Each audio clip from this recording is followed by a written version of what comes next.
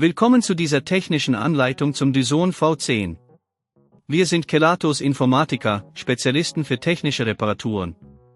Wir holen dein Gerät direkt bei dir zu Hause ab, führen eine kostenlose Diagnose durch und schicken dir einen Kostenvoranschlag, bevor wir reparieren. Keine Anrufe, keine Fahrten. Wir befinden uns in der Calle Joaquín María López 26, Madrid. Bequem, transparent und professionell. Link in der Beschreibung. Wenn dein Dyson V10 komische Geräusche macht, kann das auf einen defekten Motor hindeuten. Oft geschieht dies, wenn der Motor überlastet wird oder wenn sich Schmutz und Staub ansammeln. Wenn du das Problem nicht rechtzeitig behebst, kann es zu weiteren Schäden am Gerät führen, was die Reparatur kostenintensiver machen kann. Für diese Reparatur benötigst du einen Kreuzschlitzschraubendreher, einen Torx-Schraubendreher, eine Pinzette und einen neuen Motor für deinen Dyson V10. Zuerst musst du sicherstellen, dass das Gerät vom Stromnetz getrennt ist. Entferne den Staubbehälter und benutze den Kreuzschlitzschraubendreher, um die Gehäuseschrauben zu lösen. Achte darauf, die Schrauben an einem sicheren Ort aufzubewahren. Nachdem du das Gehäuse geöffnet hast, suche den Motor.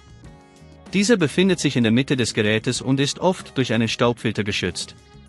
Um den Motor zu entfernen, musst du die Torx-Schrauben lösen, die ihn befestigen. Sei vorsichtig, während du arbeitest, um keine anderen Komponenten zu beschädigen. Wenn dir das an dieser Stelle zu kompliziert wird, denk daran, dass wir bei Kelatos dein Gerät zu Hause abholen und es dir repariert zurückschicken. Nach dem Entfernen des Motors kannst du den neuen Motor einsetzen.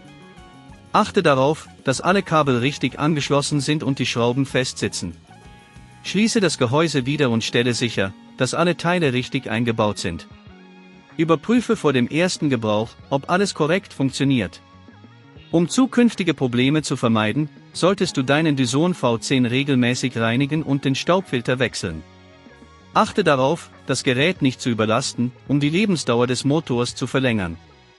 Wenn du kein Risiko eingehen willst, bei Kelatos holen wir dein Gerät ab, reparieren es und liefern es dir nach Hause, in der ganzen Schweiz. Link in der Beschreibung.